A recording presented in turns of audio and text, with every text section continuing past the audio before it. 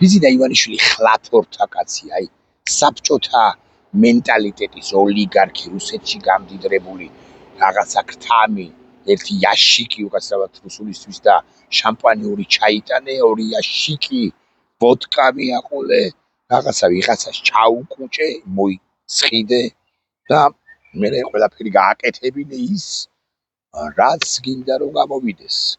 ხლაფორთა ჩამწყობი საბჭოთა კაცი ამერიკა გიგითხარ. ამ საბჭოთა ადამიანებს ზოგადად და ივანიშვილს მით უფრო ვერ გაუგიათ, აი რაც ბევრი რა ვერ გაუგიათ, მაგრამ ერთი მთავარი რაც ვერ გაუგიათ არის ის, რომ დასავლეთში ეს ხლაფორთობა არასწორი სიტყვა შესაძლოა, ეს ამგვარი აღები მიცემობა უბრალოდ არ მუშაობს.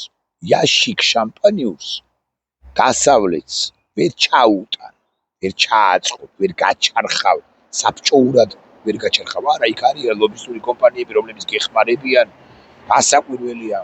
იქ არის კორუფციაც, ამასაც გეტყვით, რასაკვირველი არის. მაგრამ ხელს მოითმობს 1, 2 თუ 5, არის კორუმპირებული, ყველგან არის ეს კორუმპირებული ვიღაც ტიპი ამა თუ იმ სტრუქტურაში ასე მაგალითად, მაგრამ საბოლოოდ მაინც ვერ მოგეხმარება, იმიტომ რომ ღირებულებები არსებობს, სამართლიანობა უჭირს, მაგრამ არსებობს. ღირებულებებსაც უჭირს, მორალს უჭირს, მაგრამ არსებობს. პუტინს ვერავინ ვერ დაასწრებდა ასეულობით მილიარდი დოლარის ჩატანას, ოღონდაც კი დასავლეთს მიეტოვებინა უკრაინა. ეცადა კიდეც ვინის ის ოლიგარქების და არა მხოლოდ ოლიგარქების გამოყენებით, მაგრამ არ გამოუვიდა. მოისყიდა შესაძლოა ალბათ 5, 7, 17, 47, 117 ვიღაც ტიპი წვრილი თუ საშუალო ბიუროკრატი გადაწყვეტილებების მიმღებებიც კი გადაავადებინა გარკვეულწილად მის წინააღმდეგ პროაქტიული ქმედებები, მათ შორის შეერთებული შტატებში მყოფ პირებსაც ეს ყველაფერი გაირკვევა, ადრე იქნება თუ ვინ ალბათ გაირკვევა. მაგრამ საბოლოოდ პუტინმა მაინც ვერ გაჩარხა, ვერ ჩააწყო დასავლეთთან და ვერ მოახერხა, რომ დასავლეთს მიეტოვებინა უკრაინა როგორც ქვეყანა. ეს ხომ გასაგებია და თუ პუტინმა ვერ მოახერხა, ბიზინა მან დაუშკა, როგორ პუტინთან შედარებით მან დაუშკა, ამას როგორ მოახერხებს. თუ შენ ურტყავ თავში ადამიანებს, ქიმიური იარაღით წამლავ, ტროტუარზე დგომისათვის იჭერ ადამიანებს, პოლიტიკურ პარტიებს გძალავ, სინდისის ამდენი და პოლიტიკოსი პატიმარი კი იმდენი ყავს. შენ თუ ზღუდავ სივრცეებს რაღაცა არგუმენტებით, რომლებიც არავის სჯერა და ვერავინ ვერ იგებს, შენ შეიძლება რაღაც გარკვეული პერიოდის განმავლობაში მართლაც გადარჩე, არ დაგიწესდეს სანქციები შტატებიდან. რაღაცა ვიღაც ტიპები შენი ემისრები გააგზავნო ბრიტანეთში და იმათმა ჭყალებში დაასაბუთონ, რომ ახლა არ ღირს, იმიტომ რომ აგი ბიზინა ხვალზე გამოსწორდება, ადეკვატური იქნება, სწორი ტრაექტორიით ივლის საქციელს გამოისწორებს, მაგრამ საბოლოო ჯამში შენ ვერ გადარჩები. რატო მოვხევი ეს ამბავი? ამბავი ის არის, რომ ირაკლი კობახიძემ, იცით თქვენ, პრინციპში მაინც ღიად თქვა მარკო რუბიოზე, რომ ეს უკანასკნელი მატყუ არაა. არა, ასე არ უთქვამს მეტყვის რომელიმე თქვენგანი. მარკო რუბიოს ტყუილი გამოუვიდა, არ მიგვიმართავს ჩვენ არანაირი კითხვით თუ თხოვნით ამერიკა საქართველოს ურთიერთობის გამოსწორების ფორმატზე ამერიკის ხელისუფლებისათვისო. ეს თქვა ირაკლი კობახიძემ, გეფიცებით, დავიფიცები და დავიგინები, არ მიგვიმართავს. ფიქრობს პასუხისმგებელი იყოს, მაგალითად ელჩი ტალიაშვილი, პასუხისმგებელი კი არა, ინფორმირებული იყოს ელჩი ტალიაშვილი, რომელიც დადის რასაკვირველია, კაბინეტს ცდილობს კონგრესსა თუ სახელმწიფო დეპარტამენტში შეღწევას და ეპატიჟება კიდეც საელჩოში კონგრესმენებს, თითქოს პასუხისმგებელი იყოს შამპანიურის ბოკალით ხელში ელჩი ტალიაშვილის ნებისმიერ სიტყვაზე. შეიძლება წასცდა ქალბატონ ტალიაშვილს ყოველგვარი ინსტრუქციის გარეშე, ან ინსტრუქციით იქნება და მაგრამ უთხრა ბოჭორიშვილმა რომ ესე უთხარი რომ აი ჩვენ გვაინტერესებს პრინციპში როგორია თქვენი ხედვა ამერიკელების ურთიერთობის გამოსწორების თაობას. ეს კი იგინება ეს კობახიძე. მე არ შევიგინები თქვენის ნებართვით, მაგრამ აი ესე ვიტყვი. ასე და ასეთი ვიყო, თუ ესეც იდაბეთ ჩვენ ოდეს ნებისმიერ ჩვენგანს ოდესმე მაინც უთქვამს. ტყუილი ამბავია ეს. მოკლედ კობახიძე პირიბად დაადანაშაულა მარკო რუბიო ტყუილის თქმაში და ამის შემდეგ ატყდა ამბავი, მაგრამ რა ატყდა? ჩვენი კონტექსტის მნიშვნელოვანი თუ ამერიკელებს საბოლოო ჯამში ცალი ფეხის ნეკატიძე ჰკიდიათ კობახიძე პერსონალურად ასეა ეს და ამას ხალი არ გავა. საქართველოს ძვირფასი ქვეყანა ამერიკის შეერთებული შტატებისთვის არა მხოლოდ იმიტომ რომ 6 მილიარდი თუ 7 მილიარდი და რეალურად გაცილებით მეტი ჩადო ამერიკის შეერთებულ შტატებმა 10 წლების განმავლობაში ამ ქვეყანაში, არამედ ასე ვიტყვი ინტელექტუალური ინვესტიცია თუ იმისი კონვერტირება შესაძლებელია ფულში არის ბევრად მეტი და ღირებული ქვეყანა, ღირებული რომ არ იყოს ჩვენი ქვეყანა 2008 წელს ისე გაგწირავდნენ ამერიკელები იმ სამხედრო ჰუმანიტარულ ოპერაციას ისე არ დაიწყებდნენ როგორც დაგიბარებიათ. ღირებული რომ არ იყოს, ეხლა მე გაგიმხილდ. პირველი პირებიდან ვიცი. მაკფოლი იყო ასეთი კაცი. რუსეთში ამერიკის შეერთებული შტატების ელჩი, ახლაც ექსპერტი კაცია. ბევრისთვის ხოთაშორის მიუღებელი, მისი მოსაზრებები წვეტიანი და მიუღებელი. აი მაკფოლს მოსკოვში რუსეთში ყოფნისას ნათქვამი აქვს შემდეგი სიტყვები. პირველი პირებიდან ვიცი. თქვით ღირებულება რა ღირს საქართველოს რუსებს უთხრა ეს. რა ღირს საქართველოს? აი რამდენი ასეული მილიარდი თუ ტრილიონი ღირს. და ამერიკის შეერთებული შტატების ხადია წლების განმავლობაში გადაიხდის ოღონდ გაეშვა. ეს იყო მაინც ფიგურალური ნათქვამი ხა ცხადი არც ლავროვი თუ არც პუტინი არ ითხოვდა რომ საქართველოს ღირს 800 ტრილიონი. ხო? და 800 ტრილიონის განაკვეთი არც არავინ არ არის. არაფერში. მაგრამ ამით იმის თქმა მინდა რომ მაკფოლმა ამით მიანიშნა რუსებს რომ საქართველოს იყო და არის უზურპასესი ქვეყანა. თავისი თქვა, მისი ინიციატივა იყო არა, დიპლომატები ასე ამბობენ ხოლმე ასეთი მინიშნებებით, ასეთი ფიგურალური სიტყვებით გამოირჩევიან ხოლმე და ასეც არის რეალურად. რატო უყვები ამ ყველაფერს? ისევ ირაკლი კობახიძეს დაუბრუნდეთ. ირაკლი კობახიძემ დაადანაშაულა მარკო რუბიო ირიბად ტყუილის თქმაში, ატყდა ერთი ამბავი იმასთან დაკავშირებით, რაც ხდება საქართველოსა და ამერიკის შეერთებულ შტატებს შორის. ხელისუფლებად წოდებული ჯგუფის წარმომადგენლები დღემდე იმას ამტკიცებენ, რომ თავად კი არიან დაინტერესებულნი ამერიკასთან ურთიერთობის გადატვირთვით. მაგრამ ამერიკა უფრო უნდა იყოს დაინტერესებული, ახლა ბურთი ამერიკის მოედანზეა, რაც აბსოლუტური სიგიჟეა, ტყუილი ამბავია და სუფთა ფურცლიდან უნდა დაიწყოთ კი არა ამერიკის შეერთებულ შტატებმა უნდა შეიმუშაოს გზამკვლევი მათთან ერთად. და ამ ხელისუფლებად წოდებულ ჯგუფს აქვს იმედი, რომ ყველაფერი ხახვივით შერჩება. მათ შორის პირველ ყოვლისა ბიძინა ივანიშვილს აქვს იმედი, რომ თუ ან რაღაცა ასეთი ინიციატივით გამოვიდა საქართველოს დე-ფაქტო ხელისუფლება ბანდა ქართული ოცნებისა, აქედან გამომდინარე ამერიკელები ყველაფერს დაივიწყებენ, რაც წარსულში მოხდა. ტყუილი ბრძანება გრიგოლი ჩეს ამის თქმა მინდა. ამერიკელები არაფერს დაივიწყებენ და ამერიკელებთან ჩაწყობა ერთი ბოთლი შამპანიური, $1 მილიონი, $100 მილიონი, $600 მილიონი არ მოსულა იმ პირობებში და მაშინ, როდესაც შენ უკვე წარსულში შემორღვეული გაქვს და დღემდე აგრძელებ, შემორღვეული გაქვს წითელი ხაზები. ამიტომ აი ბიძინა ივანიშვილს ახლა აქვს მოლოდინი სურვილი, რომ თუ არ ვწდები $605 მილიონი, რომელიც სასამართლო პროცესით მოიგო, დაუბრუნებენ.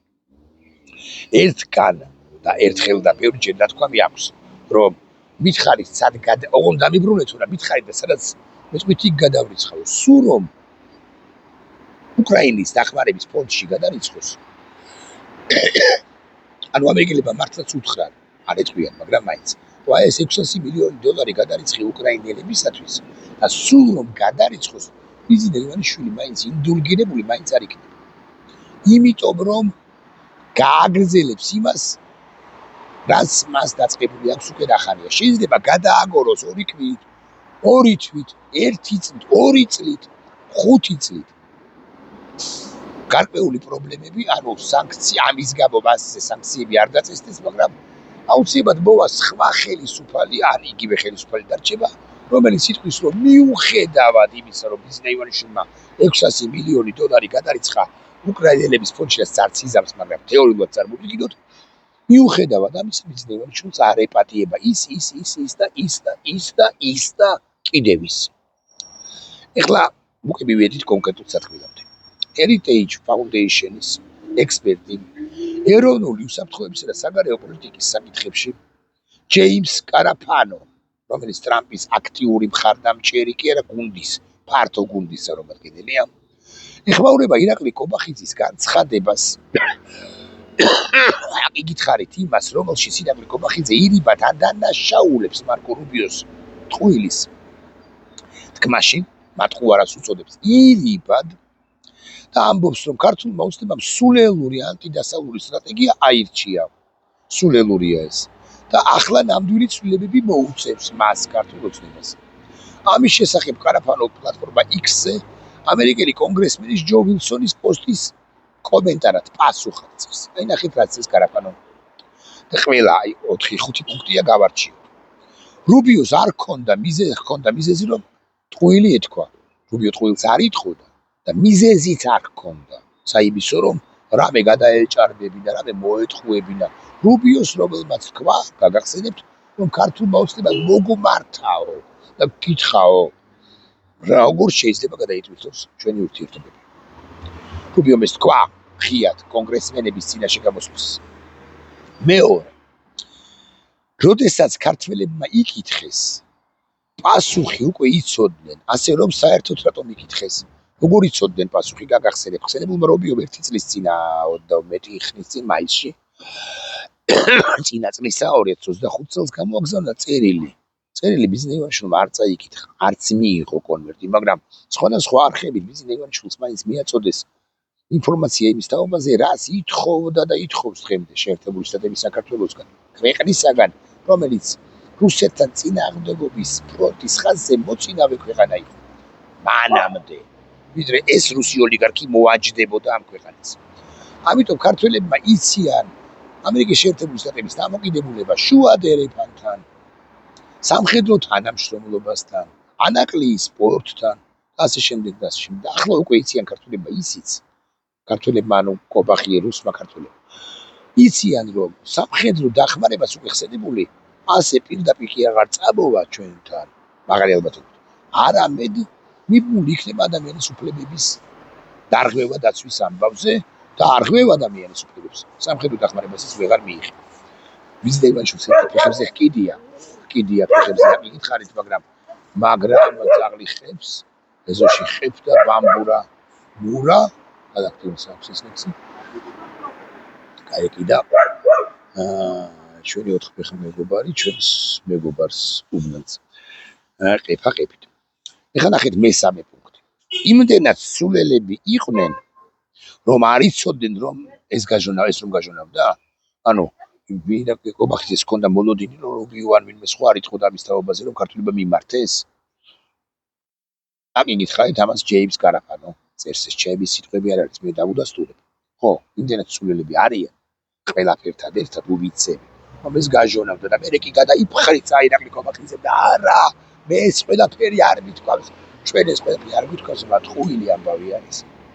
მეოთხე პუნქტი ჩემი მოსაზრებით ყველაზე მნიშვნელოვანია კარაფანოს მიერ ჩამოწერილ მუხლებს პუნქტებს შორის. მეოთხე, ეს ხაზს უსვამს საქართველოს პრობლემას, რომ მათ უკაცრავად ეს ხაზს უსვამს საქართველოს პრობლემას, მათ ფსონი წამგებიან ცხენზე, ანუ დოღისას ცხენზე დადეს. ხო, დოღში მონაწილე ცხენზე, რუსულ ფაშატზე დადეს, ასე ვიტყვით უნდა. წამგებიან ზედადეს და სულელური ანტიდასავლური სტრატეგია აირჩიეს. ამერიკის შეერთებული შტატები მათ პასუხისმგებლობისაგან თავის დაძვრილის საშუალებას არ მისცემს. რაღა უკვე გადადგმული გაქვს შენ ნაბიჯები და რუსეთისკენ იყავი სურო მართლა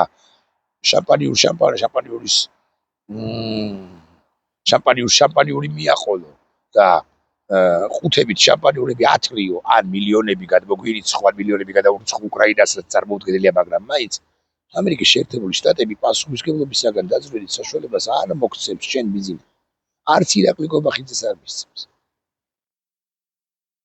და თბილისი ამის გამო ფართხალებს ანუ თბილისმა იცის რომ ამერიკა არ არის დამნდობი ამერიკა არ არის დამნდობი კვლავ ვიმეორებ ამერიკამ შეიძლება გადაავადოს არ დასაჯოს თბილისი მაინც და მაინც ახლა ქართული ოცნების თბილისი მაგრამ ამერიკა გულში იხევს და ამ სულ სწრაფ ბიზი და ივანიშვილს რომელსაც გონია რომ ყველაფრის ჩაწყობა შეიძლება ყველას მოსყიდვა შეუძლია ბევრი ფული აქვს რა როგორი წარმოდგენა აქვს ის საკუთარ ფულზე რომ ყველაზე მეტი ფული აქვს ოღონდ თვითონ იცის რომ ყველაზე მეტი ფული არ აქვს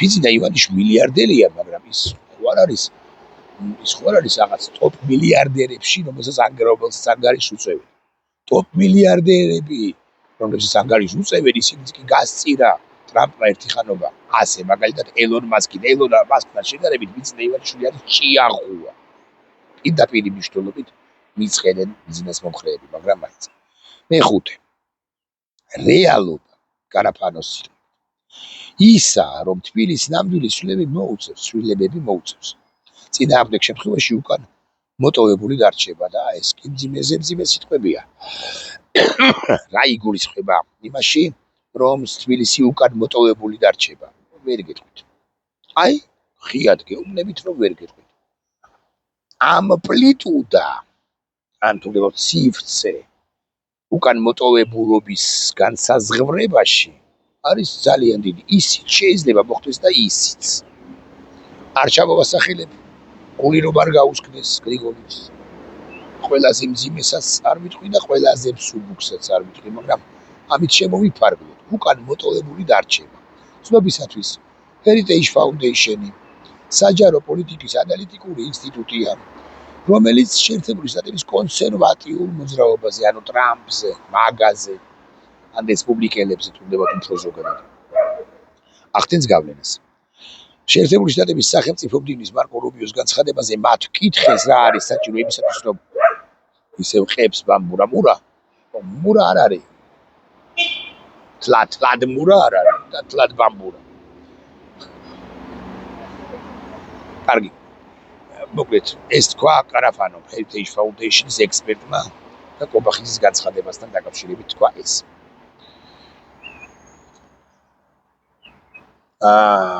შენ ბანცალებდი როგორ არის შენ ბანცალებდი რაღაცა ცაო აი რო დაგავიწყდება კაც ბანცალებს ცა აბასთუმის თავზე გრიგოლიჩი ანცალებს აცანცარდი და იმიტომ ცანცარა